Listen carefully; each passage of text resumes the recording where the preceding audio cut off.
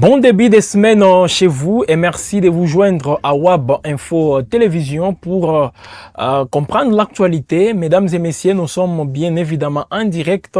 C'est lundi 6 octobre 2025 sur votre chaîne de prédilection pour vous accompagner avec les nouvelles de ces débuts de semaine. Et là, c'est encore les combats qui sont signalés entre les forces armées de la République démocratique du Congo, mais pas de manière aussi directe. Donc les FARDC ne sont pas impliqués directement, mais c'est plutôt les Wazalendo qui sont sur les champs des batailles et ils s'affrontent à l'AFC M23. Les éléments de l'AFC M23, là nous sommes dans le territoire de Massissi. Nous sommes donc déjà ce lundi, tôt le matin, les combats ont commencé, mesdames et messieurs, dans cette partie de la province du Nord Kivu, pendant que cette semaine s'annonce aussi très décisive entre les délégations du gouvernement congolais et celle de l'AFC M23 par rapport aux pourparlers des Doha.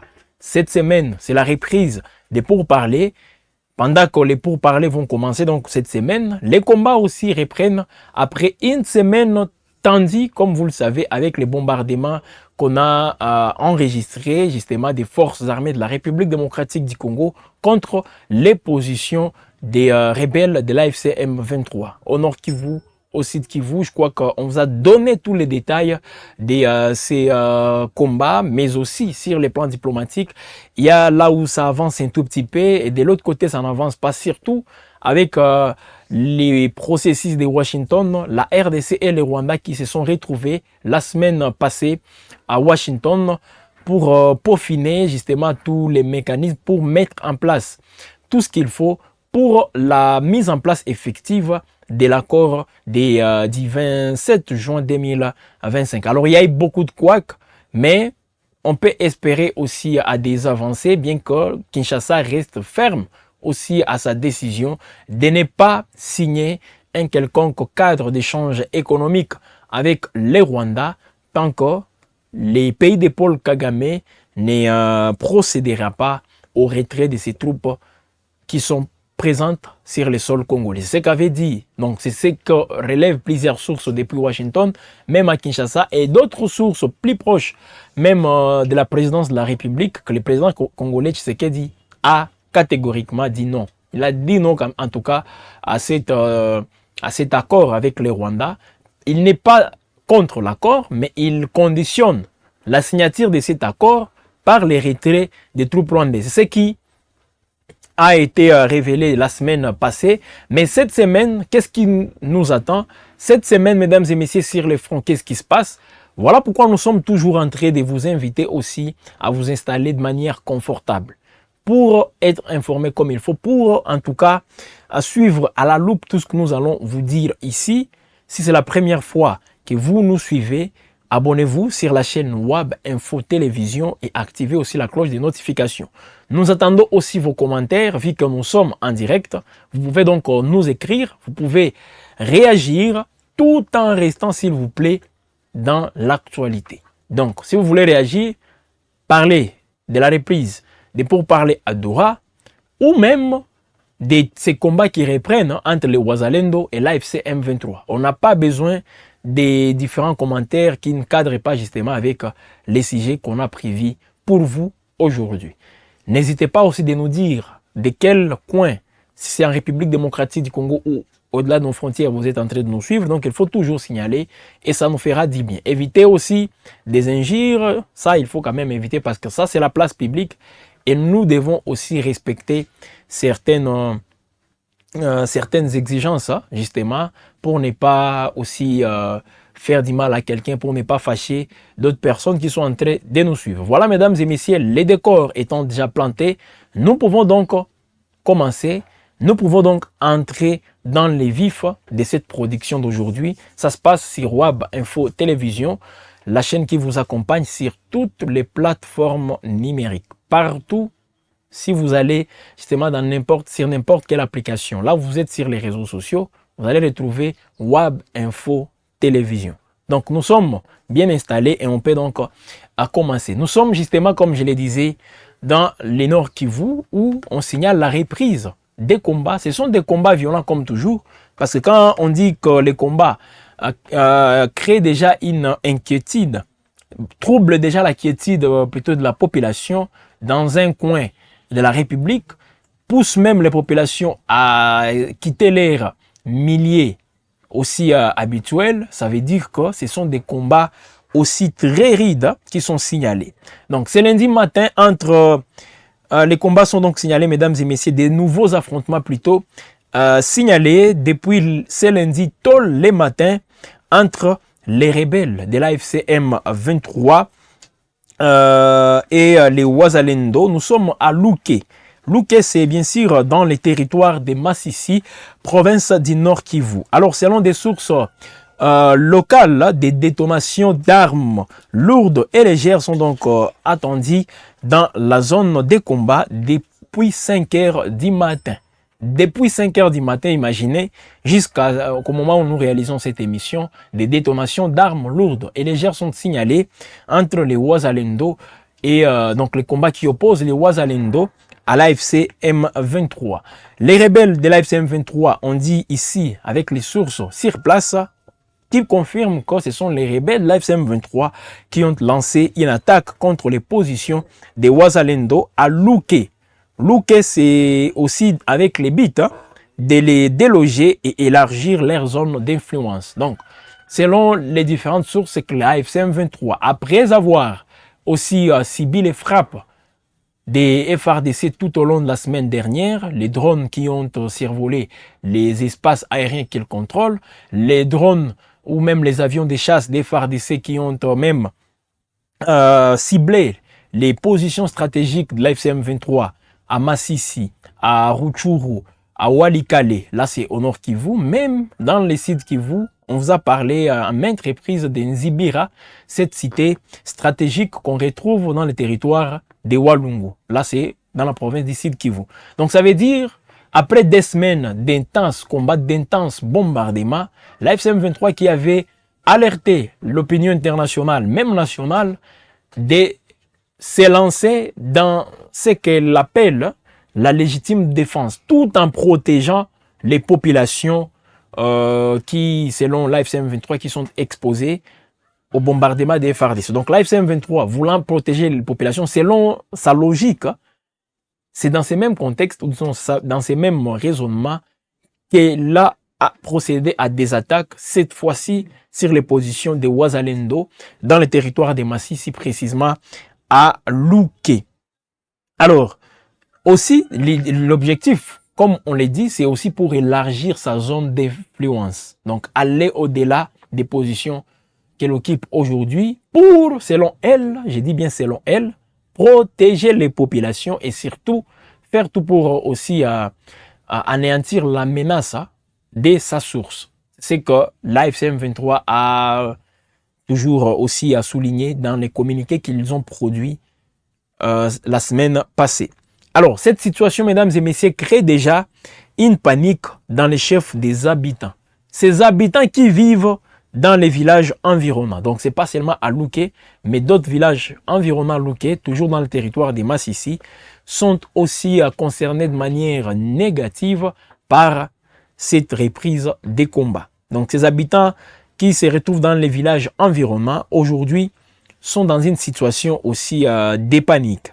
Alors, les sources sur place parlent aussi d'un mouvement de la population de cette zone vers la brousse. Imaginez, quitter Louké où il y a une petite...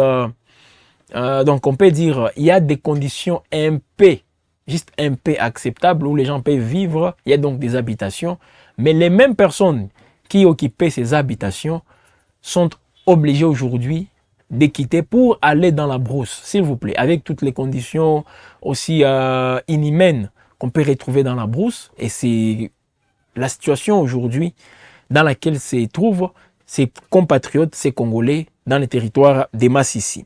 Alors, il faut tout de même faire un petit rappel, hein, parce que cela fait déjà environ un mois que les habitants de Louké, donc nous parlons de Louké, dans le territoire des Massissi, ont regagné les bercails. Donc, ils avaient, ça fait juste un mois qu'ils étaient donc de retour dans ces milliers, donc leurs milliers d'origine, leurs milliers habituels. Et un mois après, voilà, ils se retrouvent encore dans l'obligation d'aller vivre dans la brousse. Voilà ce qu'on a toujours dit, la guerre n'est pas aussi bonne. Les affrontements, il ne faut pas encourager cela. Oui, les gens veulent à ce que, donc, par exemple, c'est là qui soutiennent l'AFC M23. Il y a parmi eux, c'est là qui veulent que l'AFC M23 gagne toutes les batailles, ou disons cette guerre, justement, avec les fronts militaires. Et de l'autre côté, au niveau du gouvernement congolais, c'est là qui se sont plutôt alignés à la logique du gouvernement congolais, veulent aussi que les gouvernements en finissent avec l'AFC M23 au niveau, sur le plan militaire. Mais il ne faut pas toujours minimiser une option aussi pacifique qui est les dialogues. Là, on négocie, là, on discute. C'est vrai, on peut se poser des questions. On va négocier sur base de quoi? Mais en se retrouvant sur une table, chacun peut venir avec ses revendications et on va trouver les justes milieux pour éviter aussi des pertes en vies humaines, pour éviter encore une fois les déplacements et surtout toutes ces conséquences incalculables comme ça s'est fait aujourd'hui. Imaginez, depuis le samedi, nous sommes en train d'en parler. Juste pour la défense en République démocratique du Congo, les rapports budgétaires fait état d'une d'une prise en charge aussi allant au-delà de 900 millions de dollars de janvier à juin. Imaginez, ça c'est juste pour la défense. Les rapports nous disent qu'on a consommé 964, pour être précis, 964 millions de dollars juste pour la défense. Et je vous avais même soumis justement à un petit exercice entre vous et nous, qu'on discute, qu'on essaie un peu de réfléchir. Est-ce que sur terrain, vous voyez les travails de ces 964 millions de dollars dépensés juste pour la défense? Parce que quand on parle de la défense, donc ce sont les opérations militaires, la solde des militaires, la prise en charge aussi effective, l'achat des équipements militaires. Mais est-ce que vous voyez, vous comme des Congolais, j'espère que vous avez aussi un esprit beaucoup plus très, je peux dire, averti, donc vous pouvez aussi avoir la facilité de faire des analyses, de comparer les faits tels qu'ils se présentent. Est-ce que vous voyez, si vous nous suivez, en tout cas, je veux que vous puissiez répondre. On dit que la défense, juste la défense, a coûté à la République 964 millions de dollars de janvier 2025 jusqu'au mois de juin de cette même année. Alors, est-ce qu'avez-vous vu les résultats de ces 964 millions sur terrain? On parle des dollars, hein, pas des francs, des dollars. Alors, j'aimerais que vous puissiez aussi réagir hein, à ça. C'est très important. Parce qu'ici, on est toujours en train de compter les déplacements des populations, les pertes même en vies humaines, les pertes même en ce qui concerne les matériels. À Rutshuru, récemment, les maisons ont été aussi touchées par des tirs par drone des forces armées de la République démocratique du Congo, parce que là, les FARDC sont toujours en train de viser les positions des rebelles de l'AFC M23. Et malheureusement, il y a des fois où la population se retrouve dans toutes ces positions et ça crée déjà des victimes, comme nous les disons tous les jours. Alors ici, il y a lieu de mettre un accent particulier sur l'option diplomatique. Ça, je l'ai dit. Alors, c'est pas anodin parce que déjà, cette semaine, je crois qu'on va en parler toujours dans ces décryptages. Cette semaine, c'est la reprise aussi des combats. Non, pas des combats. Oui, les combats ont repris, comme je suis en train de le dire, à Massissi. Mais cette semaine, il y aura aussi reprise des discussions à Doha entre le gouvernement congolais et l'AFC M23. Alors, je faisais un rappel, parce que ça faisait un mois déjà que toutes ces populations à Louké étaient de retour. Mais aujourd'hui, ces mêmes populations se retrouvent dans l'obligation de quitter encore une fois leurs milliers. Donc, la situation est toujours confuse dans cette partie de la province du Nord Kivu, parce que nous parlons des nouveaux affrontements qui ont éclaté tôt le matin de ce lundi 6 octobre 2025. Alors, des tirs d'armes lourdes et légères attendus depuis 5 heures du matin. Voilà donc une situation très très compliquée. Alors ça fait des années déjà que le Nord Kivu est secoué par ces conflits armés entre AFC M23 et le gouvernement congolais. Parce que si nous venons un tout petit peu en arrière, tout avait commencé entre novembre et décembre 2021. Novembre-décembre 2021, c'est à ce moment-là que l'M23 faisait sa résurgence sur les différentes positions, voilà. Et là, nous voyons Sabinho, toutes ces entités au Nord Kivu. Et donc, aujourd'hui, c'est une situation très, très compliquée. Encore des combats, encore des affrontements sur terrain. Alors, à Doha, c'est la reprise aussi des discussions, parce que depuis la semaine passée, depuis Washington, on a annoncé que les pourparlers de Doha vont reprendre entre les gouvernements congolais et l'AFC M23. Alors, qu'est-ce qui se passe concrètement? Quels seront les points aussi capitaux sur lesquels les différentes parties vont se focaliser? Parce que oui, c'est l'AFC M23 et le gouvernement congolais qui discutent. En face, il y a au milieu, il y a les médiateurs qataris, il y a les observateurs, l'Union africaine qui est là via les Togo qui est désigné comme les médiateurs pour le compte de l'Union africaine, les Togo qui sera là. Les Américains assistent aussi aux différents pourparlers entre M23 et gouvernement congolais pour justement faciliter aussi l'accélération de la mise en œuvre du processus ou disons de l'accord de paix de Washington. Massad Boulos, le conseiller spécial pour l'Afrique de Donald Trump, l'a dit, en tout cas avec en des termes beaucoup plus clairs. Donc ça veut dire que Doha, donc Washington dépend aussi de Doha. Si aujourd'hui il y a des blocages à Washington, c'est parce qu'à Doha, les choses n'avancent pas bien comme on les souhaitait.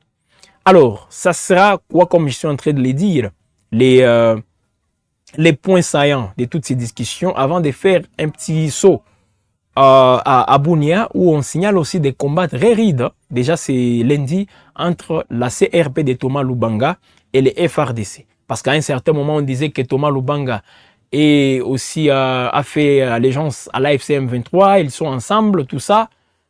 Alors, lui-même avait nié justement cette appartenance, mais on va quand même évoquer la situation en Ituri parce qu'il y a aussi des bonnes nouvelles qui viennent de tomber pour les patriotes, pour ceux-là qui aiment leur pays, ceux-là qui aiment à ce que la paix règne sur toute l'étendue de la République démocratique dit Congo. Alors, j'étais en train de le dire, reprise des négociations entre les gouvernements congolais et la rébellion de l'AFC M23. Là, c'est sous la médiation du Qatar. Donc, la reprise qui va intervenir déjà cette semaine à Doha, selon plusieurs sources, les deux délégations devraient tenter d'élever certains points de blocage, notamment la question de l'échange des prisonniers. Ce point qui est considéré, mesdames et messieurs, par la rébellion de l'AFC M23 comme l'une des conditions clés à toute avancée des discussions. Cependant, il faut aussi le dire, la tension des mers aussi vive au nord et au sud Kivu, comme il vient de vous le dire, où les deux camps continuent à se renforcer. Chacun se renforce et même s'affronter. Voilà, mesdames et messieurs. Alors, qu'est-ce que vous pensez aussi de cette reprise?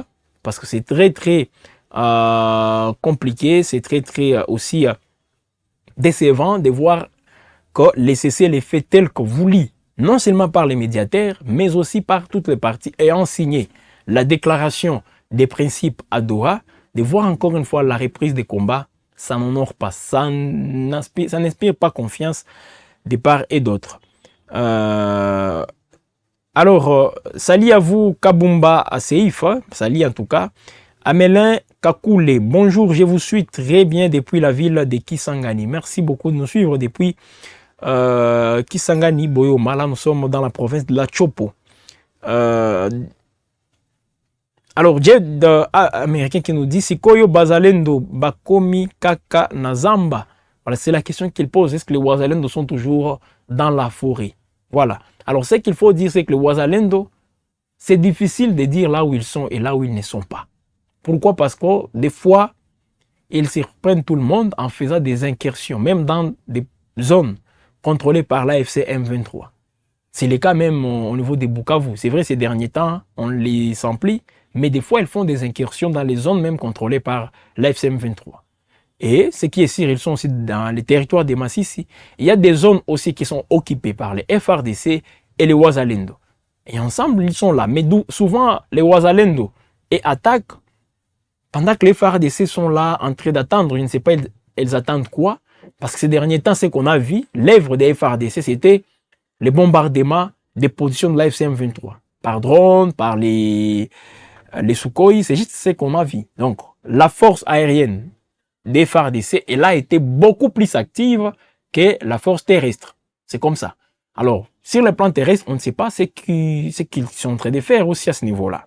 Donc, c'est un peu ça, cher Jed, ce qu'on peut vous donner comme précision pour l'instant.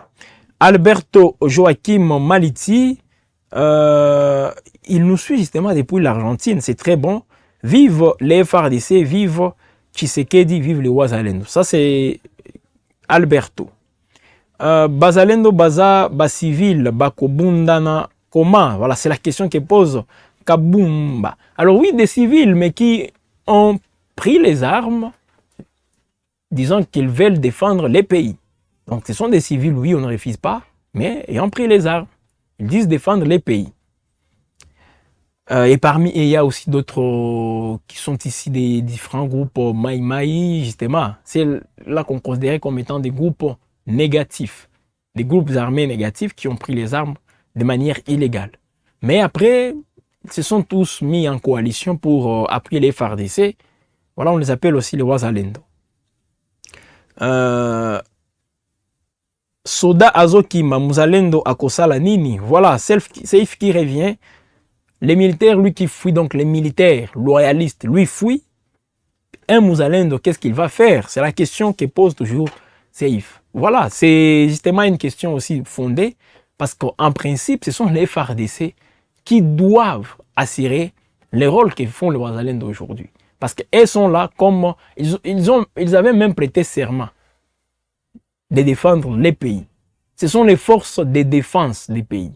Donc quand il y a une attaque, quand il y a une menace, elles sont là, elles s'efforcent pour défendre les pays. Mais quand on voit les éléments fuir, tout ça, ça crée déjà un désespoir à un certain moment. Bon, mais quand même, la population essaie de relever les défis en remontant toujours les morales. Kabwe Shadrach, bonjour, je vous suis depuis la ville de Lubumbashi. Merci, justement, et salut à vous. Trésor Lombenzo Zege qui nous salue, bonjour, bonjour à vous, Trésor.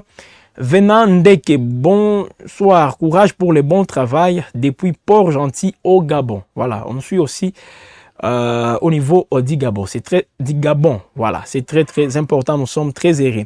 Bonjour, je vous suis toujours... je vous suis depuis la ville de Lubumbashi. La RDC gagnera toujours la guerre. Voilà, c'est bon, Kabwe Shadrach. Alors, on continue, mesdames et messieurs. Comme je le disais, les pourparlers des Doha qui vont aussi reprendre cette semaine. La délégation du gouvernement de la République démocratique du Congo et de l'AFC M23 sont donc attendus cette semaine à Doha, au Qatar, pour une nouvelle phase de discussion sous la médiation qatari. Alors, selon les informations déjà que nous disposons pour l'instant, les pourparlers porteront sur l'échange des prisonniers, l'un des points majeurs du blocage du processus, l'échange des prisonniers. Donc, l'AFC M23 qui parle de plus de 700 de ces éléments qui sont détenus, donc il y a les éléments, les collaborateurs qui sont détenus à Kinshasa. Le gouvernement congolais estime aussi qu'il y a ces collaborateurs, ces membres qui sont aussi détenus par l'AFC M23. Donc, il faut procéder à cet échange. Pour le faire, qu'est-ce qu'il faut? Parce qu'il y a déjà un blocage, pour être précis, l'AFC M23 qui avait même conditionné sa participation au 5e round des négociations par la libération. Donc, que Kinshasa fasse un geste aussi pour renforcer ce qu'on appelle les mesures de confiance entre interlocuteurs. Voilà. Alors, un mécanisme a déjà été signé pour confier au Comité international de la Croix-Rouge, le CICR, justement, les rôles d'intermédiaires neutres chargés d'identifier de vérifier et de faciliter la libération des détenus. Donc, c'est difficile que l'AFC M23 et le gouvernement congolais procèdent à cet échange sans pour autant qu'il y ait un médiateur qui doit faciliter. Qu'est-ce que ce médiateur va faciliter? On parle ici d'identification, de la vérification et de la facilitation. Donc, le médiateur doit identifier les prisonniers, se rassurer qu'ils sont soit du gouvernement congolais pour des vrais, ou même pour l'AFC M23 de manière aussi véritable. Le facilitateur doit aussi, donc là il l'identifie d'abord, il doit aussi vérifier. Et après, faciliter la libération des détenus. Donc c'est le CICR, comme facilitateur, qui prendra ses prisonniers. De Goma, ça c'est l'exemple, de Goma jusqu'à Kinshasa. Ou de Kinshasa jusqu'à Goma. Parce que nous savons tous que c'est difficile pour les membres de l'AFC M23 de quitter Goma pour aller à Kinshasa. Vice versa, de Kinshasa, les membres du gouvernement congolais ne peuvent pas aussi quitter Kinshasa pour venir ici. Jusque-là, il n'y a pas cette, ces cadres beaucoup plus qui rassurent de part et d'autre. Voilà pourquoi le CICR sera aussi ami de la partie. Cependant, jusqu'ici, mesdames et messieurs, aucune avancée concrète n'a été enregistrée. Parce que ça fait longtemps aussi. Les jours sont en train aussi de passer très vite. Rappelez-vous, lorsqu'on vous avait donné les détails de cette signature appelée d'un mécanisme, mécanisme, je ne sais pas, conjoint, comment est-ce qu'on appelle, mécanisme chargé d'échange, mécanisme d'échange des prisonniers. Depuis qu'on avait signé ces mécanismes, jusque-là, les choses n'avancent pas. Parce que même sur le terrain, comme je suis en train de le dire, la situation demeure aussi tendue. Dans le Nord Kivu, tout comme dans le Sud Kivu, et ça, environ 7000 combattants, comme vous l'avez vu. Tout d'abord, il y avait 7000 combattants formés par la rébellion qui ont achevé leur entraînement. Il y a d'autres, 9300, qui ont aussi fini, ont achevé leur entraînement à Tchanzu. C'était le 1er octobre, donc la semaine passée. Alors, 2 semaines plus tôt aussi, si on revient tout petit peu en arrière, un nombre similaire avait été présenté à Rumangabo aussi parmi, et on a vu les anciens FRDC et même des Wazalendo. Voilà, alors à ce niveau, plusieurs sources évoquent aussi impossible, mesdames, ou même, disons, une possible préparation d'offensive contre des agglomérations stratégiques du Nord et du Sud Kivu. Il y a des renforcements ça et là, il y a aussi des bombardements qui interviennent. Et les observateurs estiment que ce sont des éléments qui prouvent combien de fois la situation risque encore une fois de se compliquer, ou disons les choses seront encore une fois très tendues sur toutes les lignes de front dans plusieurs parties aujourd'hui qui sont concernées par ces conflits. Et voilà la société civile qui redoute justement d'une nouvelle escalade de violence dans ces 2 provinces, donc le Nord et le Sud Kivu. Donc cette semaine s'annonce aussi très compliquée, surtout qu'à Massissi aujourd'hui, déjà, on signale la reprise des affrontements entre Wazalendo et l'AFC M23. Alors, vous êtes nombreux justement en train de nous suivre, ça nous fait du bien, mesdames et messieurs, de vous lire surtout des messages. Dani Moukene qui nous dit pourquoi les FRDC observent les M23 et récupèrent les villages. Donc les M23 récupèrent les villages simplement. Bango Bazo Zonga Sima Kaka. C'est ce que dit Dani Moukene. Bon, jusque-là, il ne faut pas aussi dire que les FRDC ne font rien parce qu'on a assisté à des frappes, des drones comme je suis en train de le dire. Peut-être c'est sur le plan terrestre où on assiste aussi à une passivité justement des FRDC, peut-être sur les plans terrestres.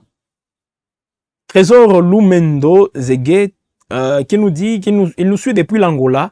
Merci beaucoup les Wazalendo. M23 Baza Makasipe, ça c'est Jed qui le dit. Dawamani Makuzadiev. Donc plutôt Zawamani Makuza Dieve. Voilà, c'est le nom, s'il vous plaît. Bonjour, pourquoi les pourparlers reprennent alors que l'échange des prisonniers n'est pas encore fait? Alors, les pourparlers reprennent justement pour se rassurer que les étapes ou l'étape qui va suivre, ce sera l'échange des prisonniers de manière aussi effective. C'est aussi ça, parce que premièrement, après la signature de ce mécanisme d'échange des prisonniers, on n'a rien vu sur terrain, pour être précis. Mais, donc les facilitateurs, même les Américains, veulent que les deux parties se rencontrent encore à Doha pour se rassurer que l'étape qui pourra suivre justement, ce sera maintenant l'échange des prisonniers. Voilà. Donc, l'échange des prisonniers, espérons qu'il aura bel et bien lié, mais jusque-là, il faut tout d'abord plutôt se rassurer.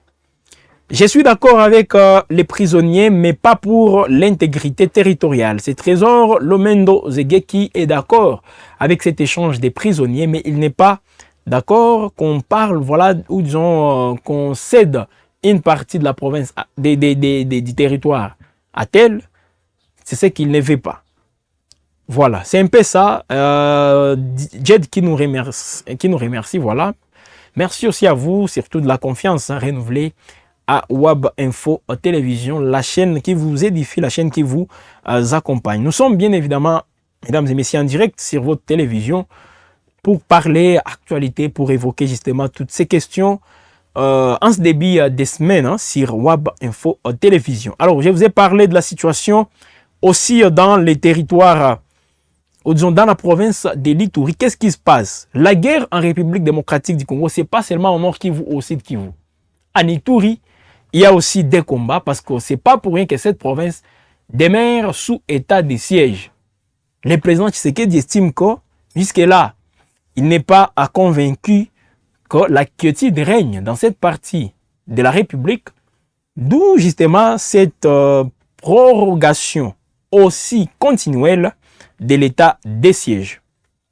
Là, nous sommes en Ituri, où on parle aussi d'une situation, mesdames et messieurs, confuse ce lundi matin à Kasenyi, mais également à Nyamamba, sur la partie littorale du lac Albert. Les hommes de Thomas Lubanga sont donc signalés de ce côté-là. Alors, les éléments de Thomas Lubanga, de la rébellion plutôt, CRP, sont donc, sont plutôt dirigés par les anciens FRDC, selon les informations. Et voilà, les activités socio-économiques sont restées donc paralysées tout au long de la matinée. Même maintenant, les activités n'ont pas repris. Voilà, mesdames et messieurs, là c'est à Kasenyi et Nyamamba. Oui. Alors, on signale aussi, déjà avec les mêmes sources, que la situation est en train de s'améliorer petit à petit, parce que les FRDC, c'est comme s'ils sont en train de repousser de manière vigoureuse les miliciens de la CRP de Thomas Lubanga. Donc, ils ont été repoussés, donc c'est lundi même, dans la matinée, par les forces armées de la République démocratique du Congo. C'est aussi une précision de taille qu'il faut retenir. Alors, Thomas Lubanga, comme vous le savez, lui, il avait érigé son QG en Ouganda, en faisant même des points de presse, souvent en Ouganda, souvent même à Nairobi, au Kenya. Ces miliciens ont donc lancé simultanément des attaques contre les positions militaires des forces armées de la République démocratique du Congo à Kasenyi et Nyamamba. Là, nous sommes tout proches de Chomia, à Ituri. Des combats ont éclaté depuis 3 heures du matin ce lundi jusqu'à l'aube, selon des sources locales. Alors, les rebelles, ou disons les miliciens de la CRP, étaient jusqu'au centre aussi de Kasenyi et se sont même retirés quelques heures après. Donc, pour l'instant, il est difficile, mesdames et messieurs, d'établir un bilan quelconque, car les détonations d'armes lourdes et légères, toujours, justement, sont entendues selon des sources locales. Voilà un peu la situation, même au niveau de l'Ituri. Thomas Lubanga, toujours très actif aussi, il demande aussi un dialogue avec le gouvernement congolais Mais il n'est pas contre un dialogue si on y met d'autres tendances politiques, d'autres couches aussi sociaux, politiques, voilà comme je peux les dire, de la République démocratique du Congo pour discuter en tant que Congolais, format 5O SCC. Mais le gouvernement congolais ne donne toujours pas de suite par rapport à ça. Alors la CRP, à un certain moment, le gouvernement l'acquise toujours pas à un certain moment, même jusqu'à nos jours, le gouvernement congolais acquise la CRP de Thomas Lubanga d'être en coalition avec l'AFC M23. Donc c'est une branche, selon le gouvernement congolais, de l'AFC M23, mais qui mène des opérations au nord, dans la partie nord-est du pays. Et l'AFC M23 s'occupe du Kivu avec les Twiranéo. Ça, c'est l'avis du gouvernement congolais. Mais jusque-là, Thomas Lubanga lui-même n'a pas encore confirmé tout ça. Il qualifie même tous ces propos des allégations fondées aussi pour nuire justement à sa personne, mais également à son engagement pour la paix durable dans l'Est de la République démocratique du Congo. Voilà, mesdames et messieurs, nous sommes en train de mettre un point à cette production d'aujourd'hui, tout en vous disant merci en tout cas de nous avoir suivis. Vous êtes toujours nombreux aussi en train de nous suivre, en train d'être aussi connectés sur Web Info Télévision. Nous sommes en train de finir justement tout en disant merci à Thomas Zawadi qui était à la réalisation de cette émission, de ce décryptage de ce lundi 6 octobre 2025. Merci à la grande équipe de Web Info derrière justement ce grand travail pour que nous puissions vous informer, pour que nous puissions vous mettre au parfum de l'actualité, parce que c'est notre mission. Et surtout, vous faciliter la tâche à mieux comprendre tout ce qui se passe dans l'Est du pays, au-delà même de nos frontières, parce que même en dehors des frontières de la République démocratique du Congo, on parle de cette situation. À Washington, la semaine dernière, il y avait plusieurs réunions, plusieurs rencontres, et même au niveau de l'Europe, parce que ça se dit toujours, hein, voilà, on discute, on parle République démocratique du Congo. Nous vous invitons à vous abonner. Si c'est la première fois que vous nous suivez, n'hésitez pas aussi d'activer la cloche de notification. Là, vous serez informé. Être abonné à Web Info, c'est être informé. Et c'est à vous de faire les choix. Parce que moi, je l'ai toujours dit, quelqu'un qui a l'information a même le pouvoir. Parce qu'on ne peut pas venir vous tromper si vous avez une bonne information. On est donc à la fin, mesdames et messieurs. Merci encore à vous de nous avoir suivis. Restez toujours connectés parce que tout au long de la journée, des productions vont intervenir. Donc, nos programmes sont toujours en continu. À vous de nous rester toujours fidèles.